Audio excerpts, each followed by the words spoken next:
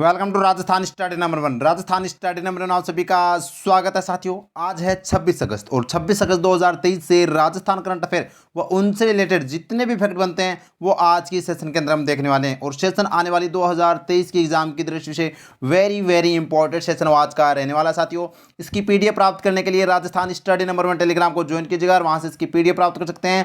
और अभी तक आपने अपना परिवार राजस्थान स्टडी नंबर 1 सब्सक्राइब नहीं किया है तो प्लीज सब्सक्राइब जरूर करें, क्योंकि आपका एक सब्सक्राइब हमारे लिए मोटिवेशन कार्य करता है, हमें मोटिवेशन प्रदान करता है। साथियों बढ़ते हैं हमारे सेशन की ओर। लास्ट में आपसे एक क्वेश्चन पूछूंगा जिसका जवाब को कमेंट के माध्यम से देना है, और कल के क्वेश्चन का जवाब देने वाले टॉप 5 स्टूडेंटों का रिव्यू भी हम देखने वाले हैं। तो बढ़ते हैं हमारे सेशन की ओर। लाइक व शेयर आप कर देना साथियों, बाकी जिम्मेदारी मेरी है। बढ़ते हैं विदाउट वेस्टिंग टाइम फर्स्ट। तो देखिए कल का अपना क्वेश्चन क्या था। कल मैंने क्वेश्चन पूछा था राजस्थान सरकार की किस योजना को digital transformation in social sector श्रेणी में गोल्ड अवार्ड हासिल हुआ है। तो वह है योजना जन आधार योजना। वेरी इंपॉर्टेंट है जन आधार योजना, जो आयोजना विभाग के द्वारा संचालित है दोस्तों। और आयोजना मंत्री कौन है ये आप कमेंट के माध्यम से मेरे को बताना है। अब इसका जवाब सबसे पहले दिया है वो लीलावती मीणा ने दिया, वेरी गुड। 2 नंबर पर जवाब दिया मीरा कुमारी ने, 3 नंबर पर जेठाराम ने, और 4 नंबर पर है वो किशन कुमार ने। और इन्होंने मैं अदर भी फैक्ट पूछे थे। जो राजस्थान के जो बाल साहित्य पुरस्कार है, युवा पुरस्कार राजस्थानी भाषा का, वो किसे दिया गया वो मैंने पूछे थे। उन्होंने अच्छे से वो किशन कुमार ने है वो यहाँ पर लिखे हैं। और मैं हर बार कहता हूँ कि जिस क्वेश्चन से रिलेटेड जो फैक्ट आते हैं वो लिखा करो ताकि आपका कॉन्फिडेंस बढ़े साथियों। और 5 नंबर पर जवाब दिया रमेश माली ने। आप है वो अपना टारगेट निश्चित कीजिएगा और निरंतर उसमें टारगेट को अचीव करने में अपनी दिन रात मेहनत कीजिएगा और आप है वो सफल हो जाओगे साथियों। तो अपने मिशन को अंजाम देना है तो अपना टारगेट निश्चित कीजिएगा और डेली उस टारगेट को अचीव करना ये आपकी जिम्मेदारी बनती है। अब बढ़ते हैं हमारे फर्स्ट क्वेश्चन की ओर विदाउट वेस्टिंग टाइम, शानदार सेशन के साथ। फर्स्ट क्वेश्चन और वेरी इंपॉर्टेंट क्वेश्चन, भाई एग्जाम में छपने वाला क्वेश्चन है, इंपॉर्टेंट है। हाल ही में G20 के व्यापार एवं निवेश कार्य समूह की चौथी बैठक का आयोजन कहाँ किया गया? जयपुर में किया गया। म्हारो रंगीलो राजस्थान जयपुर में है वो यहाँ पर किया गया था। G20 के व्यापार एवं निवेश कार्य समूह की चौथी बैठक आयोजन, और ये चौथी बैठक और अंतिम बैठक थी किसकी? व्यापार एवं निवेश कार्य समूह की। तो वेरी इंपॉर्टेंट है, तो पूरी चर्चा करते हैं। और राजस्थान में जितने भी G20 सम्मेलन हुए हैं वो आपको सीक्वेंस में है वो याद करवाऊंगा साथियों, देखेंगे बेहतरीन सेशन के साथ। तो देखिएगा G20 के व्यापार एवं निवेश कार्य समूह की बैठक का आयोजन कहां पर किया गया था? जयपुर में किया गया था। कब? तो 21 से 22 अगस्त 2 दिवसीय यह बैठक थी दोस्तों। कौन सी थी? चौथी और अंतिम बैठक थी किसकी? व्यापार एवं निवेश कार्य समूह की। और इसकी अध्यक्षता कौन कर रहा है? भारत कर रहा है। इस बार है वो G20 की अध्यक्षता कौन कर रहा है? भारत कर रहा है। वेरी इंपॉर्टेंट, ध्यान रखना, एग्जाम की दृष्टि से इंपॉर्टेंट पूछा जा सकता है साथियों। और शामिल इसके अंदर G20 के सदस्य देश व आमंत्रित देश व संगठन इसके अंदर शामिल थे साथियों। और ये जयपुर के अंदर आयोजित की गई थी। तो आपसे सीधा क्वेश्चन ये पूछा जाएगा कि G20 के व्यापार एवं निवेश कार्य समूह की बैठक का आयोजन कहां पर किया गया? तो ये जयपुर में किया गया। और कौन से क्रम की थी? तो ये चौथी व अंतिम बैठक थी कार्य समूह की, ये आपको ध्यान रखना। और कब? 21-20 अगस्त 2023 को। वेरी इंपॉर्टेंट है। अब चर्चा करते हैं अपने राजस्थान स्टडी नंबर 1 कैप्सूल की तरफ। तो देखिए सीक्वेंस में हम पूरे सम्मेलन है वो याद करेंगे। G20 के कौन कौन से कहां पर है वो सम्मेलन हुए हैं। तो देखिए दिसंबर 2022 में G20 सिरपा मीटिंग का आयोजन राजस्थान में कहां किया गया? तो उदयपुर में किया गया था। और ये एग्जाम में पूछा भी गया है। नेक्स्ट है 2 से 4 फरवरी 2023 को G20 रोजगार कार्य समूह की बैठक का आयोजन कहां किया गया? जोधपुर में किया गया। और ये भी एग्जाम में पूछ लिया गया है साथियों, वेरी इंपॉर्टेंट है। आगे देखिएगा 21 से 23 मार्च 2023 को G20 सस्टेनेबल फाइनेंस ग्रुप की दूसरी मीटिंग का आयोजन भी कहां पर किया गया था? उदयपुर में किया गया था। और 23 से 25 अप्रैल 2023 को राजस्थान G20 टूरिज्म एक्सपो का आयोजन भी कहां पर किया गया? जयपुर में किया गया। आगे देखिएगा पूरे सीक्वेंस में आपको याद करवा रहा हूं। और देखिएगा 29 से 31 जुलाई 2023 को राजस्थान में G20 देशों की 3 दिवसीय सिविल 20 इंडिया समिट का आयोजन कहां किया गया? जयपुर में किया गया। और अब हाल में 21 से 25 अगस्त 2023 को G20 की वाणिज्य एवं निवेश मंत्री समूह की बैठक का आयोजन है वो कहां पर किया जाएगा? जयपुर में। तो ये तो साथियों कौन सी? वाणिज्य एवं निवेश मंत्री समूह की बैठक जो 21 से 25 अगस्त को है, ये 24-25 अगस्त को होगी। ठीक है, 24-25 अगस्त को होगी। जबकि 21-22 को अभी हाल में हमने पढ़ा है कौन सी बैठक हुई है? तो ये व्यापार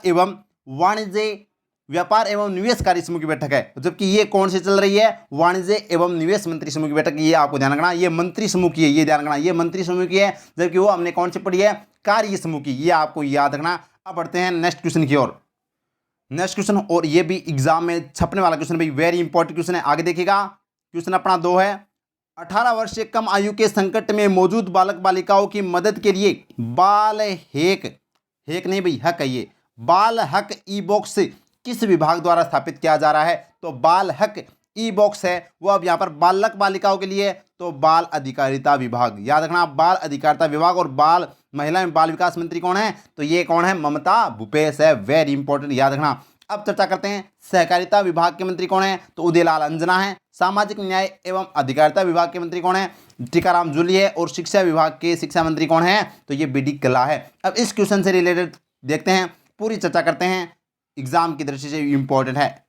तो साथियों देखिएगा, बाल हक ई बॉक्स, बाल हक ई बॉक्स कहाँ पर स्थापित, किसके द्वारा स्थापित किया गया है? बाल अधिकारिता विभाग के द्वारा स्थापित किया गया है। वेरी इंपॉर्टेंट है। और आगे देखिएगा क्या है? तो बच्चों के प्रति बढ़ रहे अपराधों की रोकथाम करना, ये इस बॉक्स का, इस बाल हक ई बॉक्स का उद्देश्य है साथियों। इसके तहत आप है वो शिकायत कर सकते हैं। पूरी चर्चा करेंगे। उद्देश्य क्या है? बच्चों में आत्मविश्वास बढ़ाना, उनकी सुरक्षा करना इसका मुख्य उद्देश्य है। उपयोग, इस बाल हक ई बॉक्स का उपयोग है वो कैसे करना है वो आपको बता देता हूं। तो बच्चे व उनके परिजन अपनी शिकायत ईमेल, यूनिक कोड या चाइल्ड लाइन के माध्यम से कर सकते हैं। और आपको मैं बता दूं, बाल हक जो ईमेल है वो आपको याद रखनी है, जो अपनी क्या है, बाल हक और गवर्नमेंट यहाँ पर .in, ये ध्यान रखना, इंपॉर्टेंट है एग्जाम की दृष्टि से। अब बात करें शिकायत कौन कर सकता है, कैसी शिकायत कर सकता है? तो बाल यौन दुर्व्यवहार की शिकायत कर सकता है, बाल विवाह की शिकायत कर सकता है, बाल श्रम की शिकायत कर सकता है, और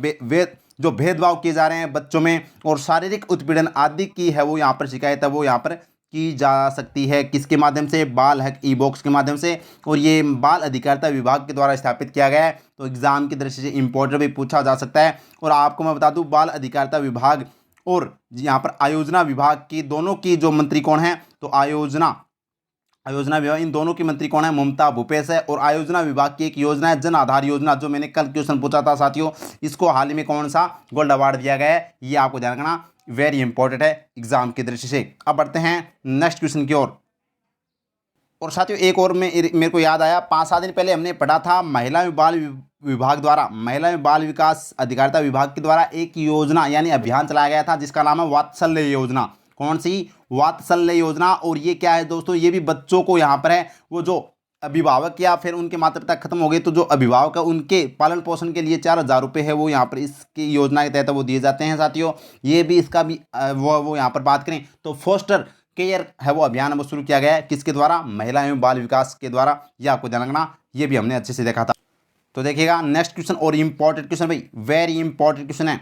हाल ही में डूंगरपुर जिले के किस पूर्व महारावल का निधन हो गया है? तो ये कौन थे भाई? नाम है इनका महिपाल सिंह। महिपाल सिंह जो डूंगरपुर जिले के पूर्व महारावल थे, इनका हाल ही में क्या हो गया है? निधन हो गया है। ये 92 वर्ष के थे साथियों, और इनका हाल ही में क्या हो गया? निधन हो गया। अब यहाँ पर मैं बात करता हूँ मदन पाल सिंह। इनका नाम आपने सुना होगा, जब हम 1897 की क्रांति पढ़ते हैं तो करौली के अंदर है वो मदन पाल सिंह थे जो अंग्रेजों की मदद करते हैं। हरबख्श पाल सिंह की मैं बात करूं साथियों, ये सिरोही के शासक थे 1897 क्रांति में। और यहाँ पर बात करें तो मोहनलाल कुमार की मैं बात करूं साथियों, तो ये कौन है? तो ये इनको हाल का में इनका भी क्या हो गया? निधन हो गया। और ये टेराकोटा कला के कलाकार थे जो राजसमंद से इनका संबंध आता है। 2012 में इनको पद्मश्री से सम्मानित किया जा चुका है टेराकोटा कला के लिए। कल हमने एक और पढ़ा था साथियों, कौशल्या देवी जो बारां जिले की है, और ये कौन सी थी? मांडना कलाकार थी। इनका भी क्या हो गया? निधन हो गया। मांडना कलाकार थी, अंतर्राष्ट्रीय मांडना कलाकार थी बारां जिले की कौशल्या देवी, जिनका इनका भी हाल में निधन हो गया। एक आपको याद रखना, सलीम दुरानी। देखिए मैं जो 3 व्यक्ति बताए मैंने, इनको आप अच्छे से रट लेना। सलीम दुरानी, इनका भी क्या हो गया? हाल ही में निधन हो गया है 2023 के अंदर। और ये क्या थे? राजस्थान से क्रिकेट से संबंधित रखते थे, ठीक है, रणजी मैच वो राजस्थान की तरफ से खेलते थे और अंतर्राष्ट्रीय क्रिकेटर भी थे सलीम दुरानी, जिनका निधन हो गया। एक निधन हो गया मोहनलाल कुमार का, ये भी आपको ध्यान रखना, टेराकोटा कला से संबंधित थे। और एक है वो कौशल्या देवी का निधन हो गया जो मांडना कलाकार थी, बारां जिले से संबंधित है, ये राजसमंद जिले से संबंधित है। इन तीनों को आपको याद रखना। अब हाल ही में महिपाल सिंह का निधन हो गया, तो पूरी चर्चा करते हैं। और यहाँ से एक गजब का फैक्ट आपके सामने मैं रखने वाला हूँ। तो देखिएगा साथियों, महिपाल सिंह कौन है? ये डूंगरपुर जिले के पूर्व महारावल थे साथियों। और ये चर्चा में क्यों है? क्योंकि उनकी 92 वर्ष की उम्र में क्या हो गया है? अभी हाल में इनका निधन हो गया है। और इनके पिता का नाम क्या है? पिता का नाम है लक्ष्मण सिंह। और वेरी इंपॉर्टेंट भाई, स्टार लगा रहा हूँ, एग्जाम में इतनी बार यह क्वेश्चन पूछा गया है जो बहुत बार पूछा गया है आरपीएससी के द्वारा, अधीनस्थ के द्वारा। तो ये मैं इसलिए दोस्तों मैंने कहा था ना आपको शानदार फैक्ट बताने वाला हूँ, वो ये फैक्ट था इस क्वेश्चन से संबंधित। तो इनके पिता का नाम है लक्ष्मण सिंह, और लक्ष्मण सिंह की मैं बात करूँ तो यह पहली बार गैर कांग्रेसी अध्यक्ष बने थे राजस्थान विधानसभा के, और छठी विधानसभा के, ये ध्यान रखना। तो ये कौन थे? जो महिपाल सिंह के पिता थे लक्ष्मण सिंह, ये राजस्थान में अगर आपसे पूछे, बहुत बार क्वेश्चन आया है कि राजस्थान विधानसभा में पहली बार गैर कांग्रेसी अध्यक्ष कौन बने थे, तो लक्ष्मण सिंह बने थे। और कौन सी विधानसभा के? तो छठी विधानसभा के अध्यक्ष बने थे ये लक्ष्मण सिंह है, वो महिपाल सिंह के पिता थे साथियों। ये आपको ध्यान रखना, ये भी महारावल रह चुके हैं डूंगरपुर जिले के। ये इंपॉर्टेंट यहाँ से फैक्ट मैं लेकर आया हूँ साथियों। तो उम्मीद करता हूँ अच्छे से समझ में आ रहा होगा, और वास्तव में आ रहा है तो लाइक कीजिएगा, इतनी मेहनत की जाती है साथियों आपके लिए, तो लाइक तो बनता है। और अभी तक आपने अपना परिवार सब्सक्राइब नहीं किया है तो प्लीज़ सब्सक्राइब जरूर करिए, और इस पीडीएफ को प्राप्त करने के लिए अपने टेलीग्राम राजस्थान स्टडी नंबर 1 को ज्वाइन कीजिएगा। बढ़ते हैं नेक्स्ट क्वेश्चन की ओर। नेक्स्ट क्वेश्चन देखिएगा, और ये भी इंपॉर्टेंट क्वेश्चन है भाई। 18 अगस्त 2023 को राजस्थान में माइनिंग, ऑयल व गैस कॉन्क्लेव का आयोजन कहाँ किया गया? तो ये भी जयपुर में किया गया। कब किया गया? 18 अगस्त 2023 को माइनिंग, ऑयल व गैस कॉन्क्लेव का आयोजन है वो जयपुर में किया गया। पूरी चर्चा करते हैं, और जयपुर में जितने भी हाल में आयोजन किए गए हैं ना, वो आपको सीक्वेंस में साथियों डेट वाइज है वो हम चर्चा करने वाले हैं 2023 के अंदर। तो देखिएगा, माइनिंग मीनिंग नहीं भैया, माइनिंग, ऑयल व गैस कॉन्क्लेव का आयोजन कहाँ पर किया गया? मेरियट होटल जयपुर में। और कब किया गया? 18 अगस्त 2023 को। क्यों किया गया? केंद्र व राज्य सरकार व, यहाँ पर नीति नहीं है भैया, निजी, थोड़ा टाइपिंग में मिस्टेक हो गया, कोई दिक्कत नहीं है, लेकिन मैं बताता चलूँगा। निजी क्षेत्र यानी केंद्र, राज्य सरकार व निजी क्षेत्र के विशेषज्ञ माइनिंग क्षेत्र के वर्तमान सिनेरियो और भावी संभावनाओं पर मंथन करने हेतु है वो इसका आयोजन किया गया था। कौन के लिए होगा? यानी कि जो भावी संभावना है माइनिंग की, उस पर है वो मंथन करने के लिए यहाँ पर है वो दोस्तों कौन के लिए आयोजन किया गया था? जयपुर के अंदर मेरियट होटल 18 अगस्त 2023 को। अब चर्चा करते हैं जयपुर से संबंधित कितने आयोजन है वो हुए हैं, कौन कौन से सम्मेलन हुए हैं, चर्चा करते हैं। तो देखिएगा, राजस्थान स्टडी नंबर 1 कैप्सूल 5 से 8 जनवरी 2023 को 63वीं वार्षिक कॉन्फ्रेंस आईएसी कौन का आयोजन कहाँ किया गया? तो ये जयपुर में किया गया। 28 से 29 जनवरी 2023 को राजस्थान एसोसिएशन ऑफ स्पाइसेज राष्ट्र द्वारा 2 दिवसीय राष्ट्रीय मसाला बिजनेस मीट 2023 का आयोजन भी कहाँ पर किया गया? जयपुर में किया गया। 18 से 19 फरवरी 2023 को 2 दिवसीय राष्ट्रीय संस्कृति फिल्म फेस्टिवल का आयोजन भी कहाँ पर किया गया? जयपुर में। और 26 फरवरी 2023 को द रोज सोसाइटी के द्वारा 48वें रोज शो 2023 का आयोजन कहाँ किया गया? जयपुर में। और ये ईओआर एग्जाम में आरपीएससी के द्वारा पूछा गया है। आगे देखते हैं साथियों, आगे देखिएगा, 21 से 23 फरवरी 2023 को 18वीं विश्व सुरक्षा कांग्रेस का आयोजन कहाँ पर किया गया? जयपुर में। और इंपॉर्टेंट है, पूछा जा सकता है। नेक्स्ट है 13 से 14 अप्रैल 2023 को वर्ल्ड 20 जन भागीदारी कार्यक्रम का आयोजन कहाँ पर किया गया? जयपुर में। और 20 से 23 अप्रैल 2023 तक राष्ट्रीय आयुष मेले का आयोजन कहाँ पर किया गया? जयपुर में। 23 से 25 अप्रैल 2023 को ग्रेट इंडियन ट्रेवल बाजार के 12वें संस्करण का आयोजन कहाँ पर किया गया? जयपुर में। और 28 अप्रैल से 7 मई 2023 तक राष्ट्रीय सहकार मसाला मेला 2023 का आयोजन भी कहाँ पर किया गया? जयपुर में किया गया। तो ये अपने जयपुर से संबंधित जितने भी आयोजन थे, कार्यक्रम थे, वो मैंने साथियों एक साथ सीक्वेंस में आपको बता दिया है। उम्मीद करता हूँ समझ में आ गया होगा। बढ़ते हैं आगे, नेक्स्ट क्वेश्चन, और ये भी गजब का क्वेश्चन है भाई, वेरी इंपॉर्टेंट क्वेश्चन है, तो चर्चा करते हैं। हाल में राजस्थान के किस विश्वविद्यालय में अल्पसंख्यक शोध पीठ का लोकार्पण किया गया?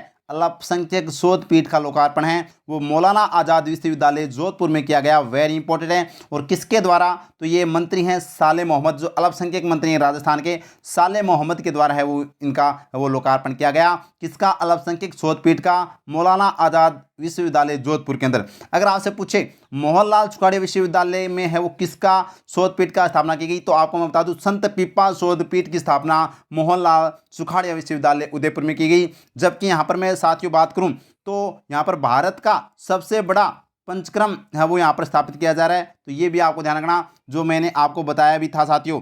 और पंडित दीनदयाल शेखावटी विश्वविद्यालय सीकर की मैं बात करूं साथियों, तो इनमें हाल में वो राज्यपाल कलराज मिश्र के द्वारा है वो संविधान पार्क का लोकार्पण किया गया। तो ये भी आपको ध्यान रखना, वेरी इंपॉर्टेंट है। अब मैं आपको 3 यहाँ पर क्वेश्चन आज और दे रहा हूँ साथियों, आपको मोहनलाल सुखाड़िया विश्वविद्यालय, और यहाँ पर मैं बात करूँ महाराजा गंगा सिंह विश्वविद्यालय, और यहाँ पर मैं बात करूँ साथियों तो बाबा आमटे दिव्यांग विश्वविद्यालय के तीनों कुलपतियों के है वो नाम बताना है साथियों, हाल में जो नियुक्त किए गए हैं। ये आपको बताना। एक गुरु जनजाति विश्वविद्यालय जो बांसवाड़ा में, उन चारों के आपको है वो नाम बताने, इनके कुलपति कौन है, ये आज का आपका क्वेश्चन है।